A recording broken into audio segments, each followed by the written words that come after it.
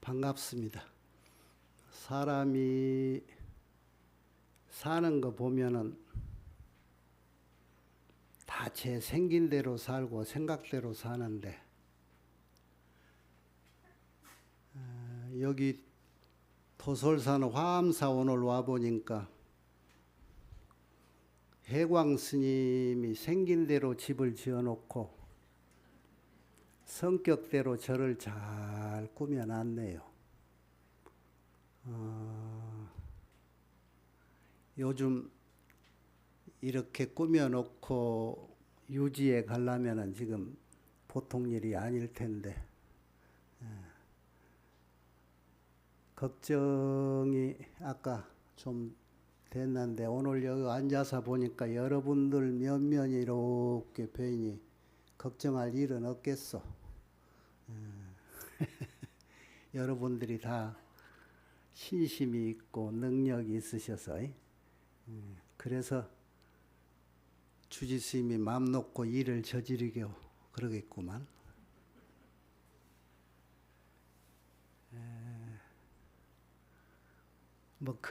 이 앞에 특별 법회라 해서 지금 여러 스님들, 큰 스님들이 법문을 다 하셨고 그런 것 같습니다. 나는 법문을 어디서 미리 어디 가서 무슨 법문해야 되겠다라고 하는 준비를 그렇게 잘 안 하고, 현장에서 내 눈에 안 보이면은 나는 하루 종일 입 다무는데, 오늘 같이라고요. 여러분들을 뵙고 무슨 얘기를 해줄까 여기 와서야 생각하는 사람이거든요. 전에 난 법문할 때 늘 이 생각을 새기고 있습니다. 불운하 존자에게 존자시여 법문을 하시려거든 먼저 정에 들어서 법문 들을 사람들의 근기를 잘 관찰해서 하시오.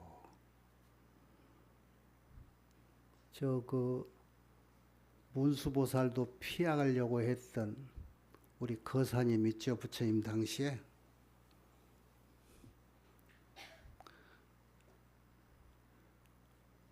법문은 여러분이 지금 직전에 마지막 정에 든다라고 할 때가 입정, 정에 든다 소리는 삼매라고 하는 얘기인데, 삼매는 하나의 경계에 내가 100%의 전심으로 그 하나의 경계에 몰입해서 하나가 돼버리는 상태를 삼매라고 그래요. 조금 전 여러분이 죽비에 맞춰서 정에 들은 것은 누구하고의 하나가 되느냐, 여러분하고 오늘 법문한다고 앉아있는 나고가 하나가 돼야, 그래서 내 얘기를 여러분이 100% 알아듣고 여러분의 근기를 내가 100% 살피고 하는 그 순간이었어요. 그런데 그 짧은 시간에 내가 여러분을 읽고 여러분이 내 마음속에 들어왔는지 알 수는 없는데, 내 눈에는 여러분이 다 들어온 것 같소.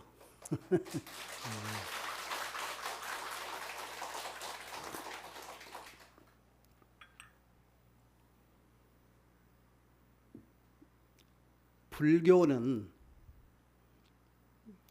그냥 늘 우리가 불교 그게 부처님 가르침이잖아요. 부처님 가르침은 수많은 부처님이 성도 이후에 45년 동안 근기 맞춰서 설법했던 84,000 법문 전체의 내용들이 얼핏 보면 전부 각각인데, 결국 어떤 한 가지 얘기를 그렇게 늘어놨던 거예요. 결국은 그게 무슨 얘기냐 그러면은 세상을 바로 알고 바로 좀 보고 살아라. 그 얘기했어요. 그래서 그 얘기는 무슨 얘기냐 그러면은 부처님이 아시는 것은 세상을 아신 거예요. 그러니까 우리가 어떤 분을 부처님이라고 하냐. 깨달은 분을, 그것도 사소하니 작은 게 아니고 세상을 전체로 한 의심 덩어리로 묶어서 큰 깨달음을 이루신 분을 부처님이라고 그러죠. 그 깨달음 속에는 세상의 온갖 모든 숨어있는 비밀이 다 들어있었던 거예요. 그래 한마디로 부처님의 깨달음은, 정각은 우리가 사는 이 세상사 모든 내용들이에요. 특별하니 다른 세계를 깨달는 것이 아니고 우리의 중생이 살고 있는 중생세간을 깨달으신 거예요. 이런 거요. 같은 사람이면은 어떻게 사는 것이 사람다운 삶을 사는 사람인가? 그러니까 사람의 자격은 무엇인가? 사람이 살아가는 이 사회는 어떤 건가? 사회를 이루고 있는 이 인간과 자연의 모든 그 화합은 어떤 것이 가장 옳은 건가? 이런 얘기를 깨달으신 거예요. 그래서 세상은 이런 곳이로구나 라고 무릎을 치셨던 거예요. 그것이 정각입니다. 성도의 순간이지요. 그게 다른 삶이 아니고 우리가 사는 이 세상을 그렇게 깨달으신 건데, 그 깨달으신 내용을 우리가 알기 쉽게 알고 보신 것이지. 그래서 그것을 지견이라고 그러는데, 그 지견을 다시 말하면 현명한 지혜라고 하는 거예요. 어느 정도 현명하냐? 완벽히 아는 것. 이걸 지혜라고 그러죠.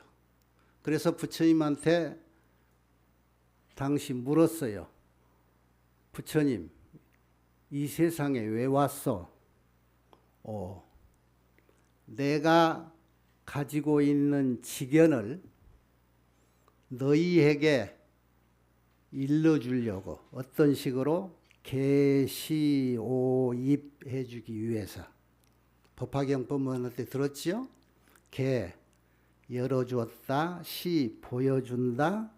오, 알게 해준다. 입, 그 세 세계로 들어가게 해준다. 부처님의 지견, 그 지견은 뭐냐? 아까 말했던 부처님이 깨달았다는 세상은 이렇구나 하는 것. 이것을 우리에게 알게 해주고 전달해주고 그렇게 살게 해주겠다. 왜? 알고 나니까 세상 사람들이 바르게 사는 사람이 몇 안 되는 것 같아. 거의 올바른 길이 있는데 그 올바른 길이 있는지도 모르고 사는 것 같더라 이거예요. 그래서 우리가 그것을 우리는 모르지요. 모르는 사람은 모를라. 아는 사람 눈에만 보이기 때문에. 그래서 우리가 보는 눈은 이렇게 오염된 눈, 또 부처님이 보는 눈은 맑고 청정하니 오염되지 않는 눈으로 보는 눈이요. 그래서 그런 눈으로 봐야 세상이 바르게 보이는 거예요. 아까 불운하 존자한테 얘기했던 큰일 났네. 어디인지 법문하지 말아야 되겠는데, 우리 저 거사님이 무슨 거사? 유마거사제. 유마거사가 불운하 존자한테 이런 얘기해서, 불운하 존자는 부처님 제자 중에 설법을 잘하는 10대 제자지요. 거기에 이런 말을 해요. 중생들이 속이 태평양 같은 사람이 있는데 당신 그 바닷물을 소 발자국에다 담그려고 하지 마라. 그 소견으로 보지 말아라 이런 얘기예요. 그리고 충격적인 말이 있어. 보배 그릇에 더러운 음식을 담지 말아라. 여러분이 보배 그릇이고 내 입이 더러운 음식이요.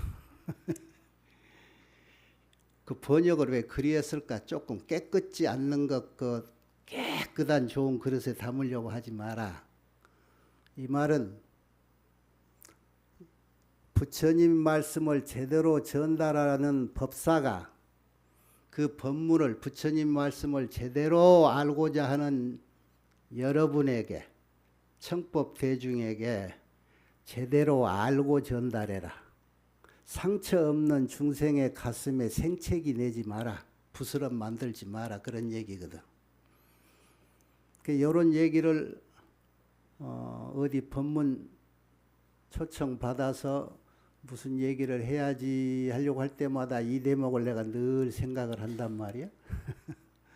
그러면은 에이, 오늘 법문 하지 말까? 가지 말까? 이런 생각도 나요. 그런데 그 화엄경에 저 보살들 선지식들 그 얘기 이렇게 보면은 야, 다 입 다물고 있으면은 누가 그 훌륭한 부처님 법문 해주냐? 그런 얘기로 꾸짖는 분이 있더라고. 그래서 그 대목에 내가 용기를 내고 하는데 단 하나 여러분에게 전할 얘기 중에는 내가 가슴으로 10번, 20번 되새기고 되새겨서 소화가 다 된 얘기만 해야 되겠지. 아마 거짓말로 얘기하면 여러분이 알 거라 내가 뭔 말을 해도. 오늘 와서 보니까 여러분이 그 정도 수준은 된다 싶어. 그래서 그 이전 얘기는 내가 생략하고 여러분이 다 알아들을 거로 전제해서 내가 속 얘기를 좀 해야 되겠어. 부처님이 하시고자 하는 얘기가 당신이 깨달은 내용이라는데 그 깨달은 내용이 우리가 사는 온 세상을 말해. 그 세상을 법계라고 그러는 거예요. 그런데 그 법계라 하는 말은 무슨 말이냐? 그게 온 세상을 말하는데 그것을 글로 이렇게 표현을 해놨어. 이 세상이라고 하는 법계는 일체 중생의 신심지 본체라. 우리 중생, 우리 모든 중생들의 몸과 마음의 그 본래 몸이라는 자체라는 거예요. 바꿔 말하면 법계라고 하는 것은 크게 법계 성이 있고 법계 상이 있다 이래. 성은 성품성자인데 그거는 근본 바탕이라는 뜻이고 모든 경전에 성품성자가 들어가면 그건 바탕이라는 얘기예요. 모양상자를 말하는 것은 현상을 말하는 겁니다. 법계성이 있고 법계상이 있는데 이 세상의 모습들은 이게 법계상이라고 그러고 그걸 우리는 보고 세상이 이렇구나 그래. 이게 나무고 이게 집이고 이게 사람이구나 이라고 보는 것. 그러면은 왜 이 나무는 어떻게 해서 생겼고 이 집은 어떻게 생겼고 사람은 어떻게 해서 이렇게 생겼을까? 그 원인으로 거슬러 들어가서 최후의 바탕이 되는 것을 법성이라고 그러지. 법계성, 근본. 그래서 여러분 경전의 큰 스님들 법문에 늘 많이 들었죠. 이 세상이라는 것이 이렇군 하는 그 근본을 완전히 알아버리고 그 근본이 어떤 인연으로 변화되고 변화돼서 지금 우리 눈에 보이는 이런 현상이 이렇게 나타나 있다. 그래서 약인요교지 3세 일체불 만약 어떤 사람이 이 세상을 다 안다는 부처님, 그 부처님도 한두 분이 아니고 과거에서부터 저 현재 오늘까지 세상 모든 걸 다 아는 모든 부처님이 어떤 분인가, 어떤 걸 아는 분들을 부처님이라 하는가 하는 이런 것을 궁금해 하거든. 이것을 알고 싶거든. 응관 법계성 일체 유심조라. 법계성을 관찰하라 그랬잖아. 법계가 이루어진 그 바탕을 관찰해봐라. 답은 일체가 유심조더라. 이 일체라는 게 법계 전체를 말하지. 그것이 마음에서 생긴 것이더라. 그러고 보면 법계성은 이 세상의 법계를 이루어지는 법계상을 이루려는 바탕은 무엇이다? 유심, 마음이더라 그 말이에요. 그래서 불교 공부가 통틀어서 뭐니 해도 어느 구석 어느 쪽으로 들어가더라도 가서 해야 될 공부는 이 마음이 무엇인가 하는 것을 아는 공부야. 이거 공부가 불교라. 마음이. 좀 결론부터 말하면 여러분이 이제 이런 대목에서 헷갈리는데 그 마음이 정체가 없는 거라. 이름, 마음이라고 하는 그 이름도 가칭, 아직 모르는 사람한테 이런 걸 마음이라고 하자 하는 얘기지. 부처님같이 법계가 이렇다라고 알아버리는 마음의 본성을 알아버린 그런 분들은 이 마음이란 걸 마음이라고도 안 하는 거예요. 우리한테 마음이라고 하는 거예요. 우리는 우리가 마음이라고 하자 이 말이야. 그 마음을 아는 것이 불교 공부하는 최후의 목적이다 이 말이야. 자, 무엇을 알려면은 우리가 어디부터 접근을 해야 돼? 무엇이냐? 그것이 무엇이냐를 알아야 되잖아요. 마음이 무엇이냐? 그 무엇인가 알려면은 접근하는 방법이 어디 있어? 눈으로 보려면 어떻게 생겼느냐? 그게 무슨 소리를 내느냐? 그 맛은 무엇일까? 만져볼까? 우리 인간이 가질 수 있는 그 다른 사물하고 다른 특별한 기능, 이 오감이라는 게 있잖아요. 안입이 설신이 육근이라는 것을 바탕으로 무엇인가 접촉도 해보고 보기도 하고 만져도 봐야 보고 이렇게 해서 무엇이다라고 판단을 하는데 마음이라고 하는 것이 가만히 보니까 명가득 상불가득 그래요. 명불가 상불가 그래. 이름도 없고 모양도 없어. 그러니까 모양이 있어야 보고 그럴 텐데 생긴 것이 있어야 어떻게 생긴 줄 알고 할 거 아니야. 그래서 이 일심이라고 하는 것이 있는가 싶을 정도로 없는 거야. 없는가 싶을 정도로 있는 거야. 그래서 거기에 묘할 묘자를 써. 미묘하다. 묘하는 그 요술쟁이가 하듯이 없다가도 생기고 생겼다가도 없어지는 게 그게 묘할 묘자란 말이야. 마음이 묘하다는 거야. 그래서 이게 정말 있는 건가 할 정도로 정체가 찾기가 어려워. 부처님이 이 말씀을 성도 이루고 나서 이 말씀을 하신 이후로 수천 년 동안 불교를 공부한다는 모든 이들이 여기에 현혹돼서 몇 생을 다 소비하고 사는 거예요. 그런데 그 마음의 정체를 그 숱한 과거 역사 속에서도 알아보신 분들이 꽤 많이 있었어요. 우리에게는 정말로 알기 어렵고 힘든 그 대목을 옛날 부처님 공부를 했던 사람들 중에는 상당히 많은 수가 이 마음이라는 정체를 알았더라고. 그 안 사람을 후대에서 조사 스님들이라고 그래요. 부처님의 속마음을 부처님같이 알아버린 분들, 이분을 조사, 하라비 조자를 써요. 하라비 같은 스승이다 이 말이에요.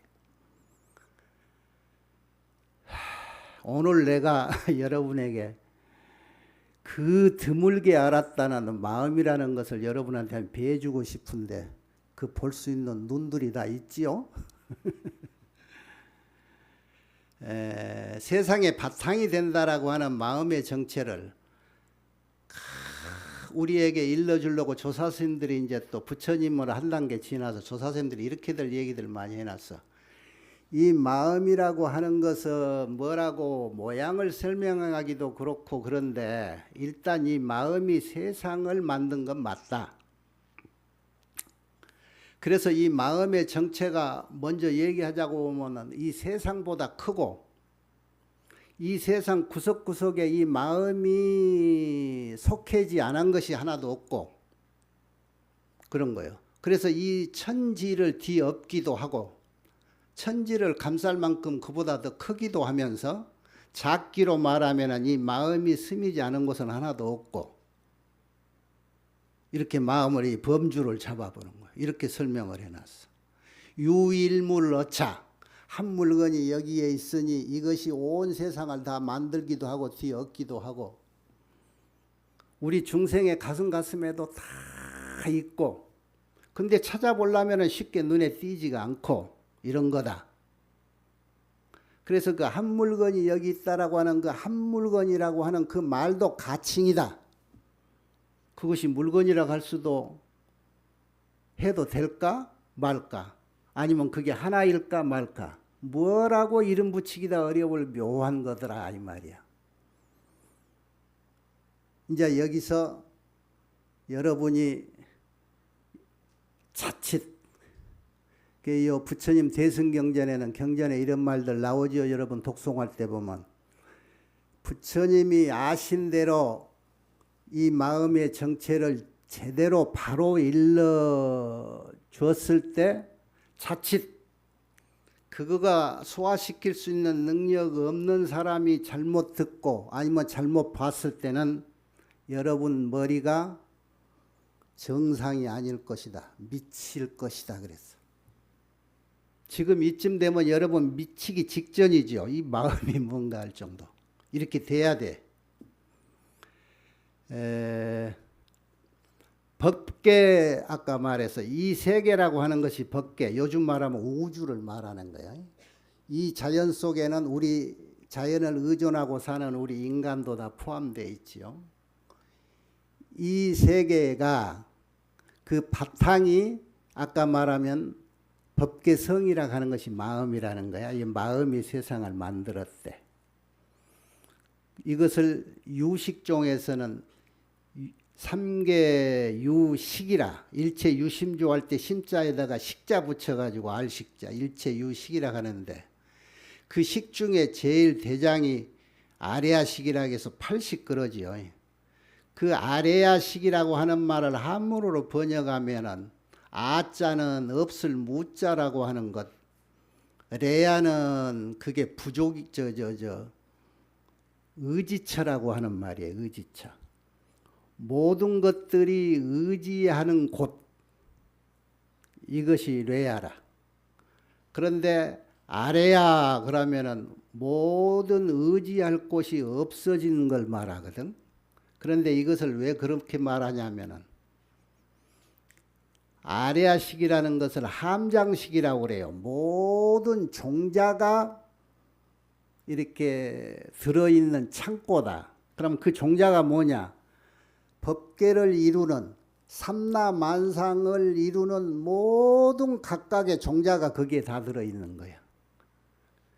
그것이 마음이라고 하는 것을 논을 좋아하는 사람들이 유식에서 식이라고 이렇게 표현을 했어.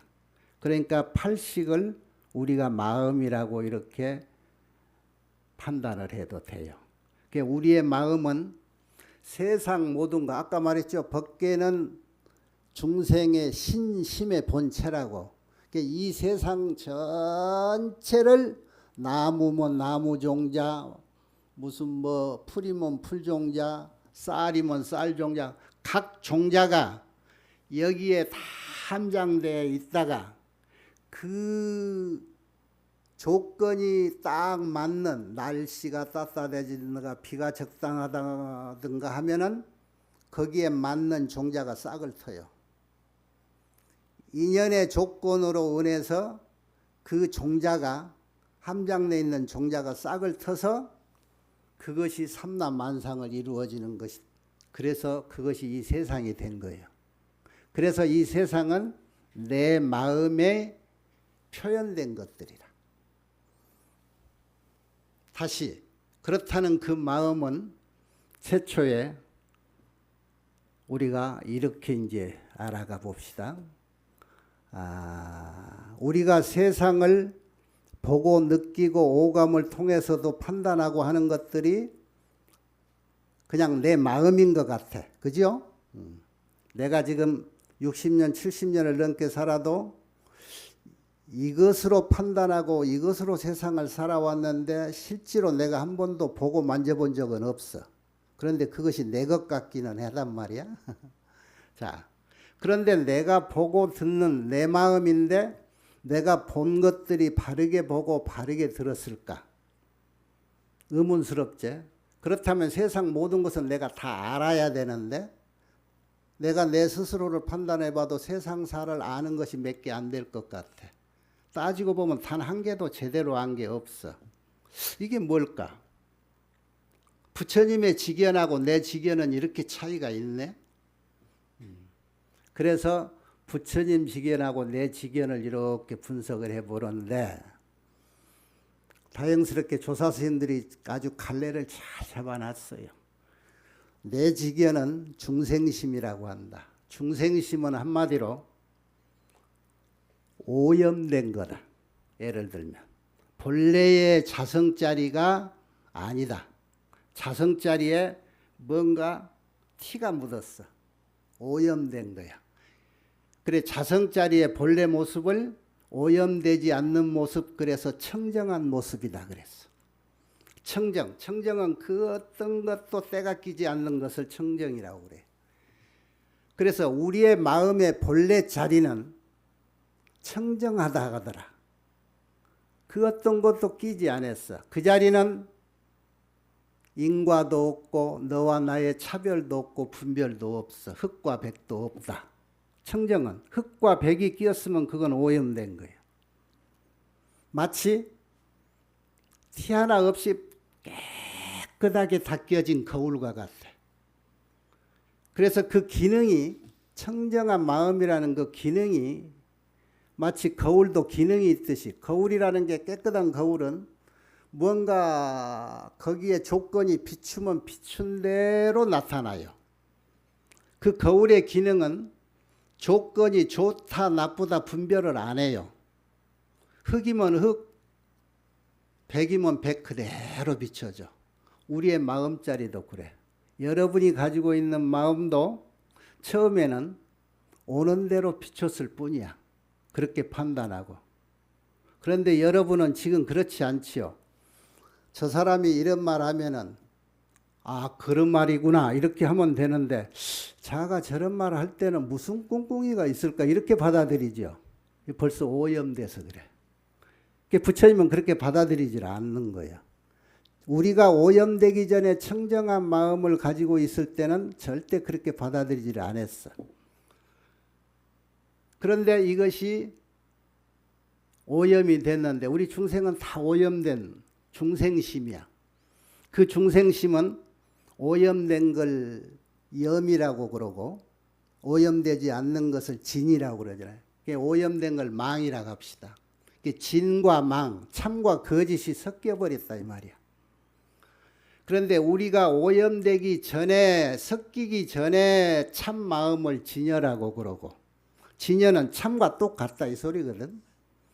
오염된 이후에 생긴 우리의 마음은 그게 망심이야, 잡념이야. 그걸 중생심이라고 그러는 거야. 그래서 오염된 이후에 내려진 판단은 절대로 100%가 청정한 상태에서 내려진 판단이 아니란 말이야. 그래서 이것이 내려진 판단은 맞을 수도 틀릴 수도 있는 거예요. 우리는 그 세계에서 살고 있어.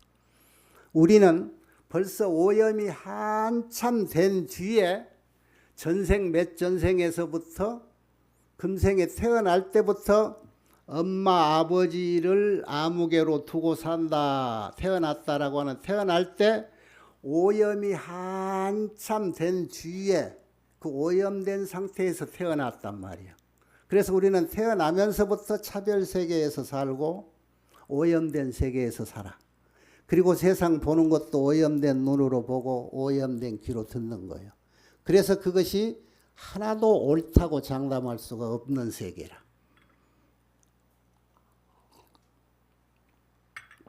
자, 왜 우리는 본래 청정한 그 청정한 자리를요 이름을 여러 가지를 붙여놨어요. 그걸 불성이라고도 그래. 그래서 부처님이 우리는 그걸 몰랐는데 부처님이 깨닫고 나서 우리한테 일러줬잖아요. 너희도 나와 똑같은 불성이 있다. 네 마음속에도. 그래서 나와 너는 크게 차별이 없다. 단지 하나 너희는 뭐에 조금 오염이 돼 있어. 그걸 닦아내라. 간단하지요? 그 오염된 걸 닦아내. 부처님을 아신 분이니까 우리가 믿고 그 말씀대로 따라. 그래서 오염된 걸 닦아내려고 어떻게 처음에 무엇이 잘못돼서 이렇게 오염이 됐는가 알아봤더니 부처님이 애매한 말씀에 언젠가 오염됐는지 그 시점은 너희들은 아무리 얘기해줘도 모를 거다. 나중에 공부해서 나 정도 되면 그때 안다. 그 자리가 어딜까? 불교를 사람들이 그러죠. 세상은 연기로 이루어졌다. 이제 이 정도는 여러분이 공부 다 했지. 연기는 뭐 수천만의 연기인데 이것은 조건에 의해서 조건이 발생돼서 현상이 생기는 게 연기요. 크게 뭐 12연기. 그러니까 우리는 설명하면 12연기로 해볼까요? 생노사가 오늘 현재면은 저 거슬러 올라가면 제일 시점이 뭐예요? 무명이라고 하는 게 있죠. 그게 한문으로 없을 못자 밝을 명자인데 밝음이 없다서는 어둡다. 어두운 것은 뭐냐? 모르는 걸 얘기해. 모르는 걸. 지혜가 있으면 지혜는 밝을 명자를 써요. 광명 그래가지고. 그게 어둠이 깔렸다. 그건 깜깜하니 모른다는 거예요. 그것을 혹자를 붙여서 무명혹. 혹은 번뇌라는 말이지. 무명이라는 혹이 번뇌가 청정하다는 내 마음자리에 언젠가 한 방울이 튀어버린 거야. 예를 들면 여러분 물에다가 비유를 할게요. 물이 가장 잔잔한 물이 있어. 여러분 잔잔한 물 보기도 어려울 거라 요즘. 옛날에 나는 어려서 장독에 어머님이 떠는 정화수가 제일 잔잔하지 않았는가 싶어. 정화수 본 사람 들어있지요? 그런데 그 물이라는 게요. 바람이라는 조건 같은 게 만나면은 절대 가만히 있지를 않아. 지 본성을 잃어버려. 물이 가만히 있으면 거울같이 투명해서 모든 걸 제대로 볼 수 있는데 일렁이면은 제대로 못 봐. 가끔 바다를 표현을 많이 하는데 마음을 바다로 이렇게 비유를 하는데 바다 여러분 온 세상이 바다에다 비친다. 그래서 해인이란 말도 하고 그러는데 바다를 막상 가까이 가서 본 사람 바다가 단 한순간도 잔잔하기가 있습니까? 한순간도 잔잔함이 없지요. 우리 마음이 그래. 우리 마음이요. 지금 여러분 내가 서두를 길게 끌고 가나? 지금 뭔가 조급하고 배고픈 사람은 내 얘기 반에도 안 들어올 거라. 내 마음이 그래. 100% 한 생각으로, 그게 아까 100% 한 생각이라는 건 정이라는 거야. 삼매라. 그 생각으로 내 얘기를 듣는다. 여러분 평생 그 얘기는 여기에서 사라지지 않을 거야. 그런데 배고픔만 빼고 집에 뭐 빠뜨려 놓은 만 빼고 뭐 해야 된다는 만 빼고 이거에서 조각조각 다 빼면 열에 하나 반쯤 가지고 내 얘기 듣는가도 몰라. 그런 사람은 돌아서면 신발 신을 때 벌써 내가 뭔 얘기했는지 잊어버릴 거예요. 그렇듯이 사람 마음이 바다같이요. 항상 가만히 있지 않고 그래 멀리 보면 잔잔한 것 같아. 스스로가 스스로 마음을 한번 찾아봐요. 조용할 때가 있는가? 한순간도 가만히 있지를 않아. 한순간이라도 가만히 있을 때면 그걸 잡고 놓지 마세요. 그걸 가지고 하루 24시간이든 72시간이든 붙잡고 들여다보면 세상이 그 자리에 다 보일 거예요. 그런데 그 짧은 순간 잔잔했을 때 그 놓치지 않고 여러분이 붙잡을 능력이 있나 몰라? 우리 해강 스님한테 와서 공부를 잘하면 그럴란가 모르겠네. 그 무명혹은요. 수시로 누구한테든지 와요. 본래 청정했던 자리. 우리는 벌써 오염돼 버렸고. 그래서 그것이 언제 어느 때 왔는지 몰라. 그러니까 원래 우리 마음자리가 잔잔한 물과 같았는데 언제 어디서 바람에 낙엽이 하나 와서 그 물그릇에 툭 떨어지면 잔잔한 거 그 이상 볼 수가 없어. 그래서 그 일렁이던 최초의 움직임이 다시 새로운 조건에 의해서 더 큰 움직임으로 변화하고 그게 연기란 말이야. 변화해서 삼라만상이 생겨버린 거야. 그래서 오늘 이 순간 여러분과 내가 이 꼴이 돼 있는 거예요. 그러죠? 그런데 거슬러 올라가면 간단해 그거요. 어떤 놈인지 몰라도 아니면은 어떤 놈이라 해도 돼야 될지 무엇이 무명혹이라는 그 어떤 놈이란 말이야. 그 어떤 놈이 알게 모르게 어느 땐가 내 잘 때 왔는지 어쩐지 나한테 스며와 버린 거라고. 그래서 나도 부처님과 똑같은 불성을 가지고 있는 그 청정심인데 그래서 그 청정심을 교리적으로 뭐라고 표현하냐면은 여러분 부처님이 법신 보신 화신 그러죠? 법신자리를 청정심이라고 그래. 하나도 오염되지 않는 자리. 그래서 법신자리는 오직 지혜라고 그러는데 그걸 보광명지라고 너를 보자 광명광 보광명지 지혜지자. 그런데 그것이 어떤 조건에 의해서 있는 대로 받아주다 보니까 이 세상 만사가 생긴 거예요. 그래서 이 세상이 법계예요. 법계상이 결국은 우리 근본 청정심인 보광명지의 변화상이다. 그래서 본래의 모습이 아닌 우리 눈에 보이고 느끼는 내 이 오감으로 알고 있는 판단하는 이 온 법계의 모양들은 세상들은 참모습이 아닌 가짜다. 여러분 세상은 가짜라고 하는 얘기가 거기서 나와. 우리 공부가 오염된 것이 아까 무명혹이 제일 먼저 장난한 게 뭐냐 그러면은 유식에서는 그게 칠식의 장난인데 공부하는 사람 뭐냐 무명혹이 그대로 비춰오니까 없는 놈이 하나 와서 섞이니까 조용하던 집안이 시끌짝 버려가서 판이 갈라졌어. 너 내라고 하는 게. 거기서 최초의 이 아상이 생기는 거예요. 나라는 생각, 나라는 집착. 나라는 집착이 생기고 그 다음에 나의 것이라고 하는 아소가 경계가 생긴 거지. 그래서 거슬러서 공부할 때 결국은 우리가 공부해야 되는 첫 과정은 없는 것을 있는 것처럼 여기고 살았던 그것을 제자리에 돌려내는 공부가 제일 먼저 필요해요. 무아인 나를 아로 인정하는 나는 아니다, 나는 없다라고 하는 그런 공부를 하기 시작해야 된다 이 말이에요. 그것은 무명으로 인해서 오염돼 버려 생긴 차별관이다 이 말이지. 여러분 84,000 법문은 아까 말해서 대충 훑어보면 마음이라는 한자 일심에서 벌어진 거죠. 그 마음이 네 마음 내 마음으로 갈라지고 내 마음이 또 네 마음 내 마음 네 마음이 또 저 마음 이 마음 갈라. 그것이 8만 4천 10만억으로이라고 갈라진 거예요. 그런데 알고 보면은 그 일심의 정체를 알고 보니까 최초의 장난은 이 무명혹으로 인해 가지고 잘못됐구나.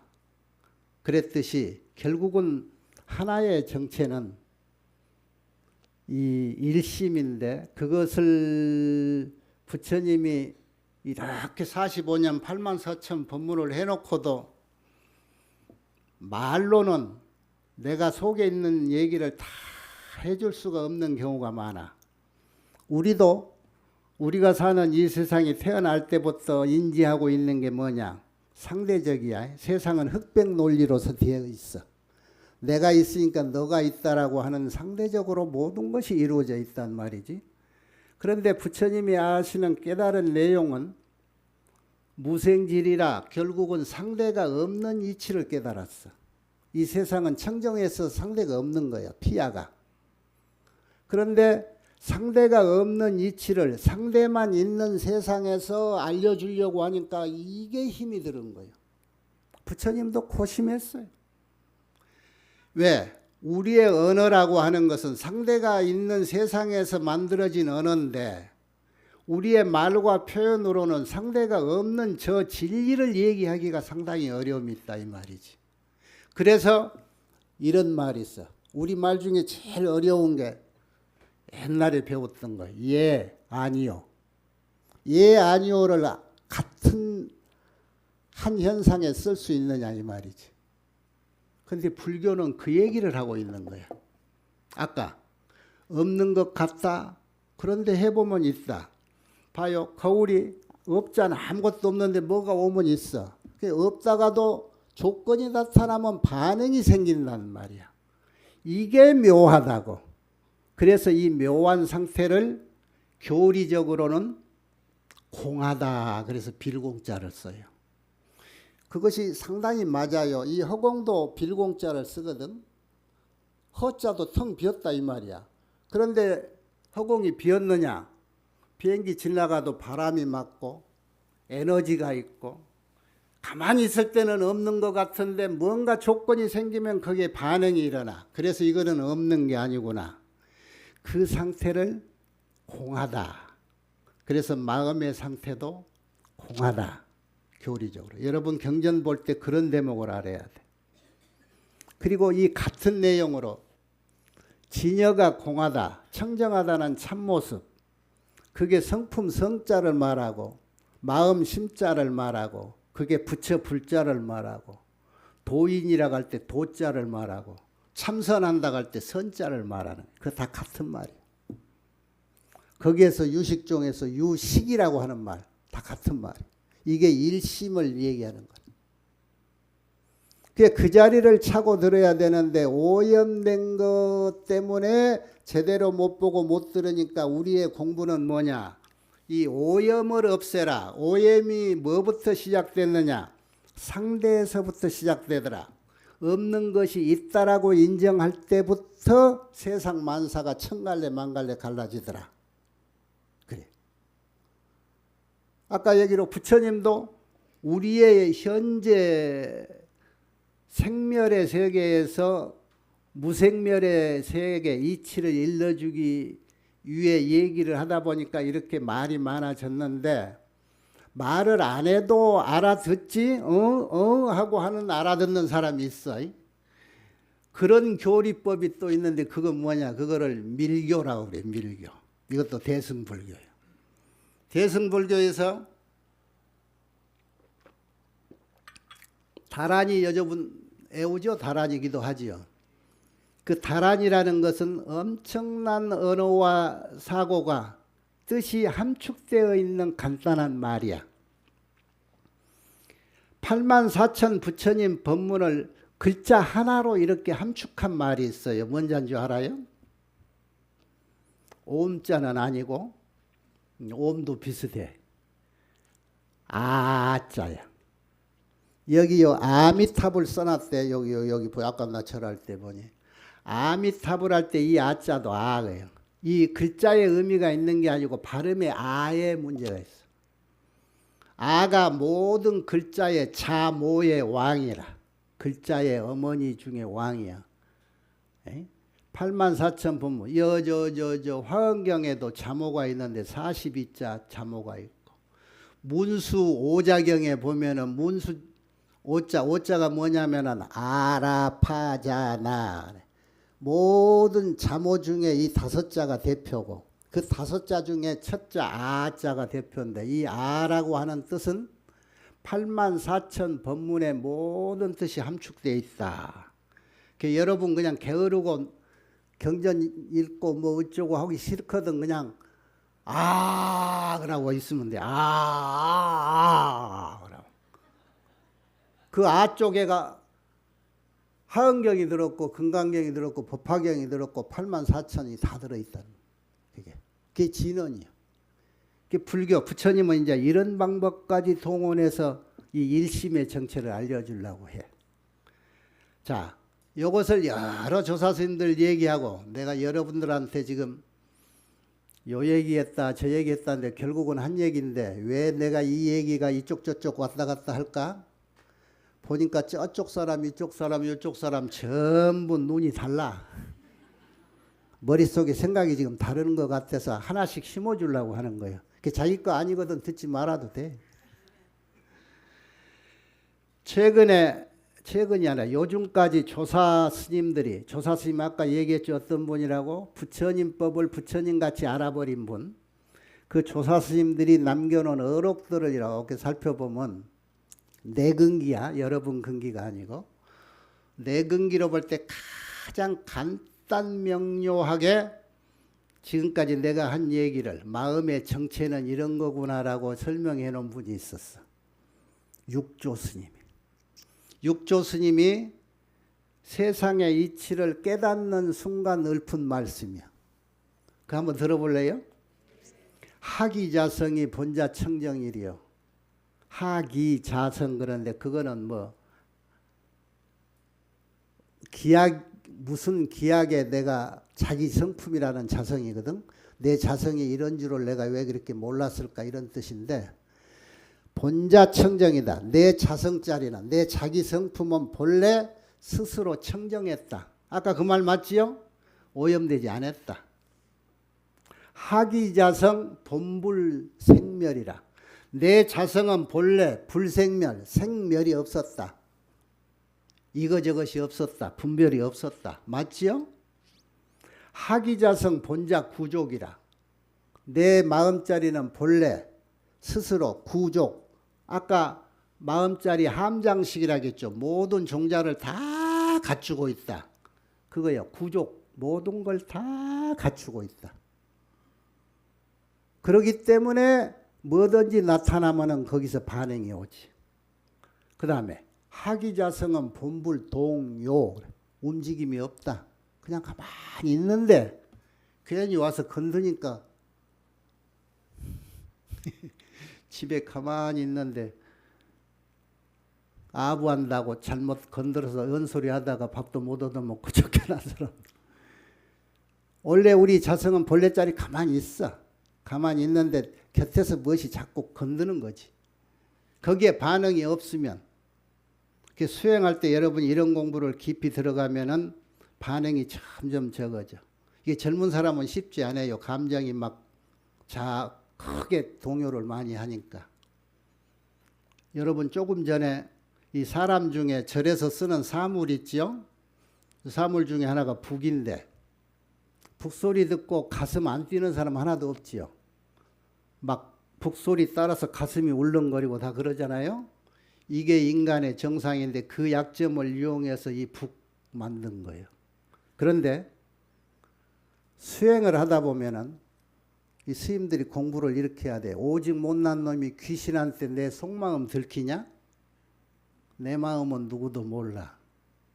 자성은 원래 동요도 없어. 청정했어. 그 청정함을 지키지 못하기 때문에 북소리 들으면 북소리에 따라가는 거야. 그래서 북소리한테 혼을 뺏겨. 종소리한테 혼을 뺏기고 아름다운 노랫소리에 혼을 뺏겨. 삐일겁게 입술 칠해서 화장이 이쁘게 해놓은 허수아비한테 내 혼을 뺏겨서 70년 살고 60년 살고 했잖아요. 이게 내 마음자리는 원래 청정하고 가만히 적정하고, 그래서 우리가 이렇게 오염돼서 헐떡거리고 살다가 공부하다가 이거 되돌릴 때 완전히 헐떡거리는 번뇌 이런 것이 싹 원자리로 되찾으는 자리를 뭐라고 그래요? 열반이라고 그래요. 열반. 그 열반은 타오르는 불꽃이 훅 불어서 완전히 꺼진 자리라. 번뇌가 완전히 없어진 자리예요. 그래서 원칙적으로 교리적으로 볼 때 부처님이 우리에게 왕궁에 태어나서 6년 수행해서 성불한 순간이 부처된 순간이죠. 그것이 열반의 순간이야. 왜? 성불해서는 그 순간은 모든 번뇌가 싹 없어지고 원점 청정한 자리로 돌아온 자리거든. 그래서 그것을 열반이라고 그래요. 소승불교에서는 부처님 성도를 열반이라고 하는데 이름을 앞에다 하나 붙이지. 유여열반이다. 남음이 있다. 남음이 있다는 것은 나중에 남음이 없는 뭐가 있나 봐. 그게 무여열반은 아직 부처님 몸이 있지 않냐. 그래서 80년 살고 돌아가시니까 이제 무여열반이다 그런 거예요. 내가 가르쳐줄 게 너무 많은데 오늘 시간이 짧다.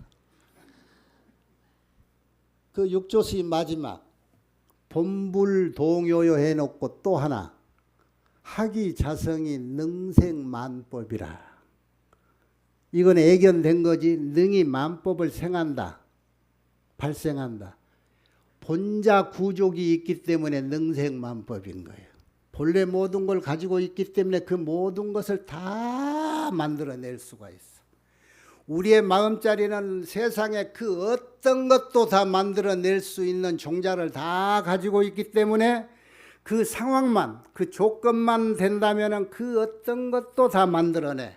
그렇게 만들어진 것이 그 역사가 이 법계, 우주 법계라 이 말이지.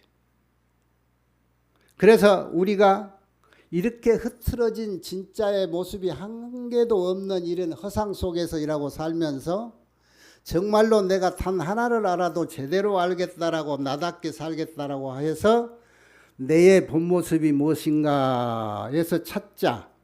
그게 나의 본 모습. 나를 만들어 놓은 내 참 마음은 어디에 있는가. 그래서 내 마음의 정체를 알면 내 자신을 찾는 거예요. 내는 원래 없었던 거다. 무라고 하는 것은 생멸이 없다 이 소리예요. 그런데 부처님 경전에 또 하나 내가 팁을 주면, 여러분 경전의 대승경전은 무하면은 상대가 있는 말은 이 대승이 아니에요. 무하면은 유가 있지요. 그 무는 유가 있는 무는 그건 대승이 아니에요. 부처님 말씀이 아니라는 얘기예요. 왜? 진정한 무라면 유가 없는 무가 돼야 돼. 상대가 없는. 그러면 무를 표현할 때 어떤 무가 유가 없는 무일까? 무유지무라. 무유지무. 그렇죠? 안다. 우리가 하는 말은 항상 상대가 있죠. 안다 그러면 뭐가 있어? 모른다가 있지. 진정으로 아는 것은 무유지지지. 유지, 알미 없는 지란 말이야. 유가 없는 지. 그게 진정한 알미란 말이야. 그게 상대가 없어. 있다라고 할래도 없다가 없는 있음이 진정한 이 존재란 말이에요. 그래서 경전을 볼 때 진정 없다. 그 소리는 상대가 없이 없어야 된다. 그것을 아까 말하는 표현할 때 일심의 모습이 공하다고 하는 공의 정체도 그거예요. 여러분 아까 반야신경 외웠지요? 그게 공의 정체를 얘기하는 게. 공한 입장에서 세상을 보니까 다 공이더라. 있는 게 하나도 없더라. 없다라고 할 수도 없더라. 예, 그 없다라고 하는 것은 유가 전제되기 때문에 그런 말들이요 다. 여러분 금강경이 공의 얘기를 제일 많이 했고, 삼론종이 생겨서 유식이라고 하는 말도 공 얘기를 해놓은 거예요. 이론적으로. 금강경은 부처님 일대 시교 중에 어느 위치에 속하느냐? 최초 암방등 반야 법화 열방 그러죠. 최초에 설한 것은 화엄경인데 화엄경을 이렇게 논아놓은 거지. 반야라고 하는 사상은 공사상을 얘기해 놓은 게 뭐냐면 어린애가 어른이 돼가는 관문이에요. 소승불교에서 대승불교로 들어가는 관문이 반야사상인데 그 반야는 공하다라고 하는 거, 공하다는 관문을 통과하지 못하면 여러분은 절대 대승이 못돼. 무슨 얘기냐? 이 세상은 모든 게 공하구나. 있다라고 하는 거 그거 없는 거야. 생멸이란 없는 거야. 진정한 없음은 무엇일까? 나가 있음으로부터 모든 것이 나의 상대니까 이게 존재하는데 이 상대의 천만 가지를 다 없애려면은 그 상대되는 나를 하나를 없애버리면 상대가 없는 거예요. 공부는 이렇게 하는 거예요.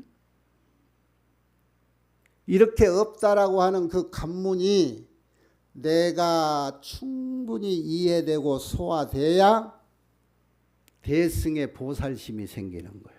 대신의 경전이 이해가 되는 거예요. 그래서 여러분 반야경은 금강경은 굉장히 어려워. 있다, 있는 것도 아니다, 없는 것도 아니다. 이게 다 반야경에 나온 얘기. 이게 반야사성이에요. 그래서 용수보살이 유식을 짓고 12문론을 지어서 삼론종이 생기고 그 전부 공얘기입니다. 공얘기. 왜 이 얘기를 그렇게 했을까? 여러분 부처님 성도 이후에 45년 부처님 설법 중에요. 반야법문을 21년이나 했어요. 설법 45년 중에 반생 이상을 반야 얘기를 한 거예요. 그만큼 우리가 그것을 몸소 체득하기가 어려워. 왜?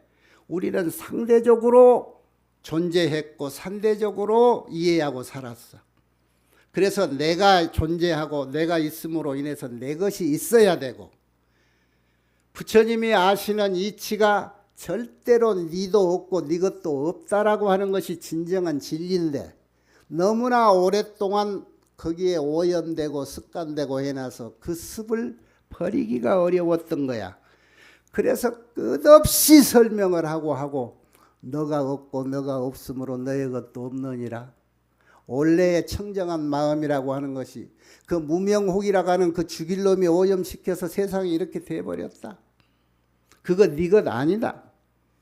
이거를 얘기해 놓은 것이 반야사상이라. 그래서 그 관문이 이해가 돼야 법화열번의 법문, 화엄경의 법문이 이해가 되는 거예요. 그래서 그렇게 부처님도 심혈을 무려 그 짧은 인생 45년 법문 시간에 21년이라는 세월 동안 소비했던 거고 역사 이래로 경전이 나온 뒤로 모든 조사 스님들이 심혈을 기울여서 소초론을 제일 많이 쓴 것도 반야사상 얘기를 많이 했던 거고 그런 거예요. 그런데 그 내용은 다른 게 아니야. 네가 네 것이라고 이때까지 생각했던 거 그건 네 것이 아니다 그 말이야. 아와 아소는 공하다. 그래서 금강경 처음부터 얘기해주잖아. 아인 중생 수자상이란 상이라는 것은 이게 뭐예요? 모양이라는 거예요. 모양은 원래 헛거다. 그래서 이런 공부를 해 나가다 보면 나중에 부처님이 하신 진정한 얘기가 이해되는데 그 얘기가 다행스럽게 뭐냐? 너도 나와 똑같은 부처다. 그런데 네가 조금 진흙밭에 오염이 돼 있니라. 그거 별거 아니어야 씻어내. 여러분 진흙이 많이 묻었는데 물 한 바가지 가지고 씻어지나? 바가지로 씻고 수대로 씻고 그 다음에 이제 샤워기로 후도 그렇게 씻어지지. 그래서 끊임없이 그거 씻는 거 하다가 말면 그게 때가 돼가지고 이제 몸에 달라붙으면 씻어내기 어렵지. 자꾸 씻어. 그 씻어내는 순간을 여러분은 결국은 이래야 돼. 남한테 의지할 거 없어요. 내 것은 내가 씻어내야 돼. 그래야 나중에 내 것이 보여. 그래서 성불이라고 하는 것은 부처님을 이룬다라고 하는 것은요. 다른 게 아니야. 원래 있는 부처님이 늘 얘기하잖아. 때가 끼었어 진흙밭에. 그거 씻어내면 있었던 것이 드러난 것이지 없었던 것이 온 것이 아니라 이 말이야. 그래서 깨닫고 보면은 부처님이 깨달은 장면을 잘 설명해 놓은 경전에 요 얘기 나와요. 보리수 아래서 부처님이 정각을 이룰 때 정각을 최정각이라고 그래. 성최정각. 이루다 최고로 바를정, 바른 깨달음을 이루었다. 그러고 나니까 남는 게 뭐냐? 그 바른 깨달음의 지혜가, 부처님은 지혜로 남는 거야. 그 지혜가 지입삼세 온 세상에 스몄어. 하나가 됐어. 그러니까 이 온 세상이 실계평등, 실계는 다 모두 이 말이야. 평등하더라. 요거 아주 불교에서 핵심이야. 부처님이 세상의 이치는 이거다라고 참 이치를 바로 깨닫고 나니까 온 세상은 차별이 없는 평등이더라. 너, 나, 우, 아래가 없더라. 남녀 차별이 없더라. 실계 평등이더라. 지혜로 보니까. 그래서 그때부터 부처님의 몸은 기신충만 일체세간이라. 부처가 부처되고 나는 순간에 그 몸은 온 세상에 하나가 됐어. 그 목소리는 온 세상의 모두를 통하게 됐고, 부처되는 순간은 이 세상과 내가 하나 되는 순간이 부처님 되는 순간. 시간 다 됐지요? 여기 시계가 아까 뭔 마지 올리고 어쩌고 시간을 다 까먹어. 내 시간을 너무 까먹어가지고.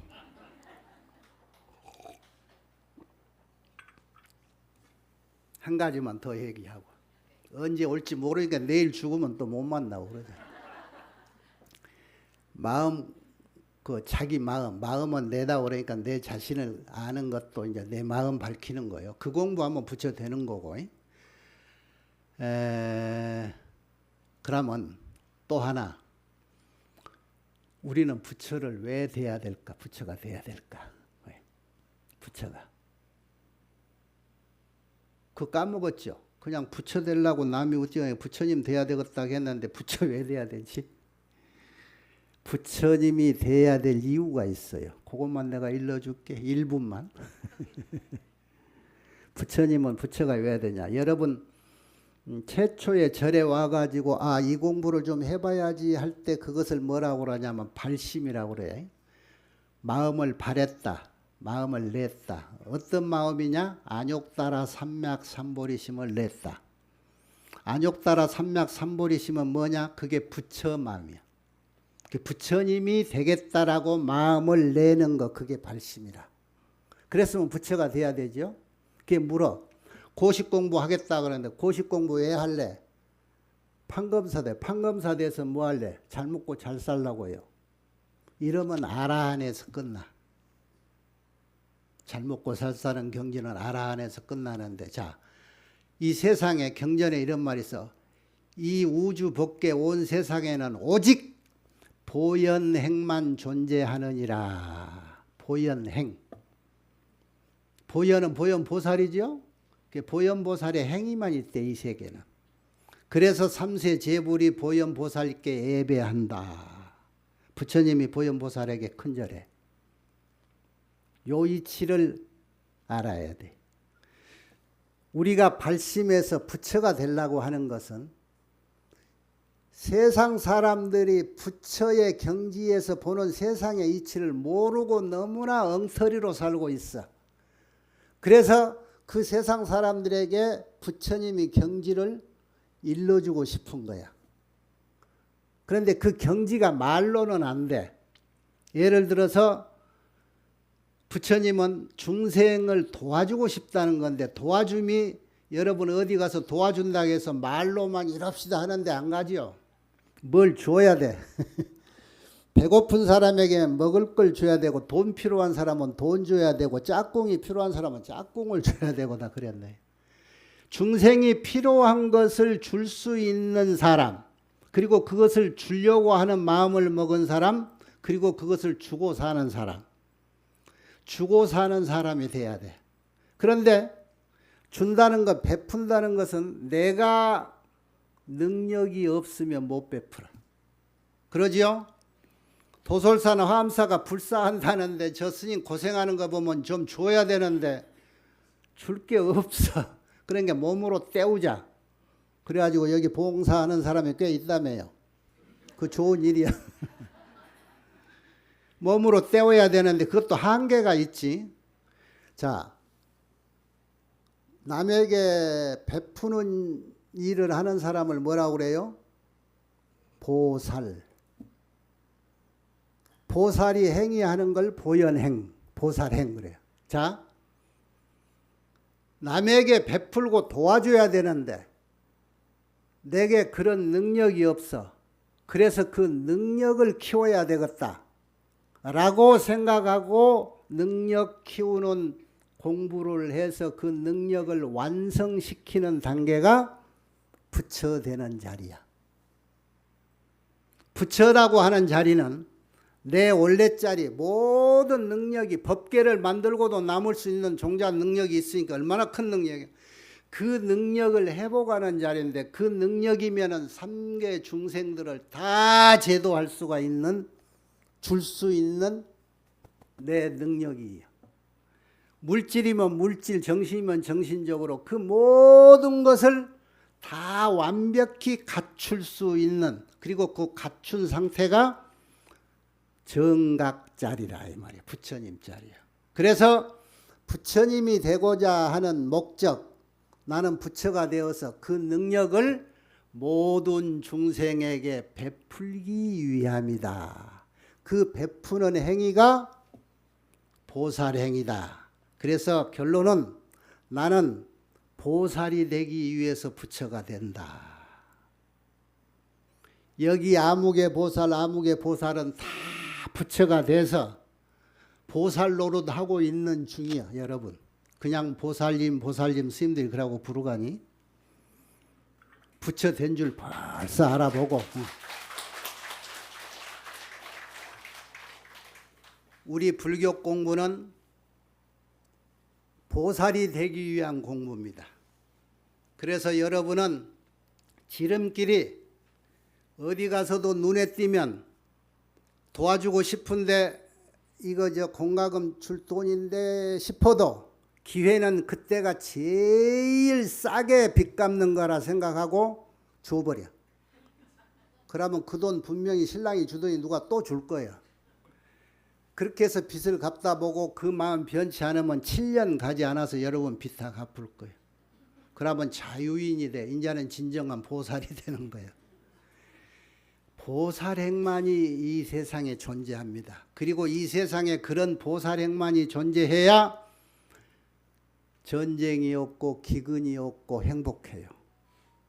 모두가 보살이 돼야 돼. 그러기 위해서는 부처가 먼저 돼야 되겠지. 부처 되는 것은 내 마음자리 찾으면 되는데 그 마음자리는 상대가 없는 마음자리. 그래서 누구하고도 상대하고 비교하고 그러지 말고 내는 내 삶을 내 자신을 잘 살아서 거기에서 갖춰지는 그 능력 다 모든 이에게 주노니 이것이 내 삶이 돼야 되고 그런 삶을 사는 것이 진정한 불자고 그이가 정체를 밝히지 않는 부처님이요 보살님이다 이 말이에요.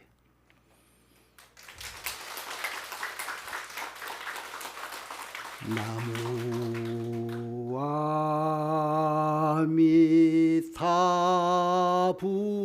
아미타불 나무